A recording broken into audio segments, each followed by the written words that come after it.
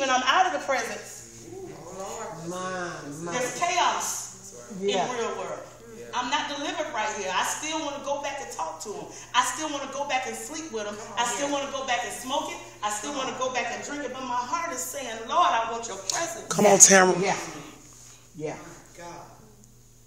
Lord, I want to be here. And then we long to get back to church. We long to get to choir rehearsal. Thank you, God. We long to get the praise team rehearsal. We want to get there because it's safety there. You know, that's what the word says. It's safety in his presence. But when I'm not in his presence, I'm subject. My God. I want to do it, but I have this struggle. I have this longing, and I have this desire to do it, but I got these issues that I'm going through. And you said it best. The one thing the enemy does, because this is a trick of the enemy, trust me. The one thing the enemy will do is remind you of it. Yes. Yes, it will. Yes. And when he reminds you of it, he'll take you completely out because you feel unworthy. Come on. You feel unworthy. You feel like I can't, I'm going to go here and I can't do this, or I'm feeling like this and I'm at home, and you'll start to lift your hands, but there's something to bring your hands back down. Because you feel unworthy. But you have to understand that worship that you got in you, the same worship that we do in church, is the answer for that same moment. You have to begin to draw from that well that never runs dry. Come on now, because it's still there. And if the enemy can get to your mind, he's already suppressed it. So, you know, come on, we already talked about how crazy and dumb the enemy is. He is stupid. Yeah. The only way he wins is when you allow it. Exactly. My. Because he don't have that much power. He got to go to the Lord. Come on. Come on now. And if God says, go ahead and do it, because he's already equipped you with what you need to get through it. Come on, girl. Ask Job, Abraham. Come on now. Yeah. Because the devil ain't even smart enough to know what to get you with. I'm telling you, the only way he knows is because there's something you said. Come on. With something you said. Come on. And when he hears it come out your mouth, they say, okay, I can get on with that.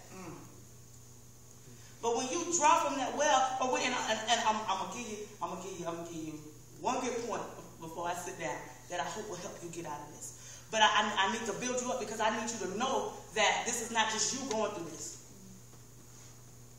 We all go through it. There's always gonna come a time in our life where we'll be reminded of something that we did or who we used to be, and we feel unworthy. You don't know how many times I've gotten up.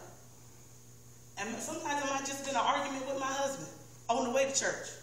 It always got something to do with church. Because we value church more than we value so much other things. I'm talking about ministry leaders. I'm talking about you that are in church. We value church because if we get this right, if we get that hour and a half right, then it makes us feel like somebody. Yeah. All right now.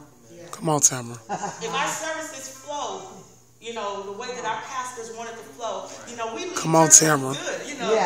We done did something. Come on, Tamara. Yes. But we've got Monday, Tuesday, and Wednesday, Thursday, Friday, and Saturday, and we got to deal with all this other stuff. And we use at least 2 or 3 of them days out of the week to prepare for that one day on Sunday.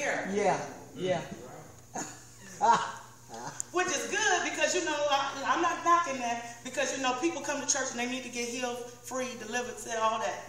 You know, but we have totally put our priorities in the wrong place. Yeah. And then we wonder why we still looking at each other at that same level, why we haven't moved, Jesus. why we haven't gotten this. I'm a worship leader, and I can do that. And I'm a preacher, and I'm having a hard time getting the house. You know, I do this. I'm a trustee. I handle the church money, and I can't even handle my own money.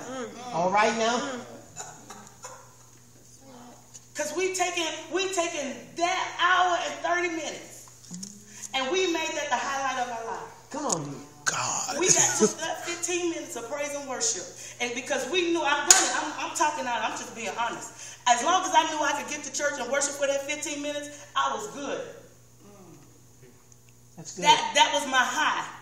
Because I knew I could do it. I knew I was going to have some people to help me. I knew I was going to have some musicians to help get us there. But then when you get out of that place and you get home and you wonder why your body is going through what it's going through, you wonder why you're dealing with sicknesses and issues issues or whatever. And you mean to tell me we can't use what we use in church to get high? To when we get home, we can't use that same thing at home to get that same high? All right. Yes. Yes, that's good. But God told me one thing Thursday. I was sitting on my couch and I was just right now. And he told me one thing. He said, trust the worship. See? Yeah, that's good. Trust the worship. Because we have put a limitation on him. We have put a limitation that when I come to the house, I could worship him and I could feel his presence. And I could grab a hold of him and I can feel him. He fills me up for that moment. But when I get home, I can't pull on him again. That he just might not show up. So I'm okay here, but when I get home by myself, I don't trust it enough. That's it. To pull on it at home. When I get on my job, I can't do that because it ain't going to get me to where I need to go. You don't trust the worship. Wow. If my people Yes. who are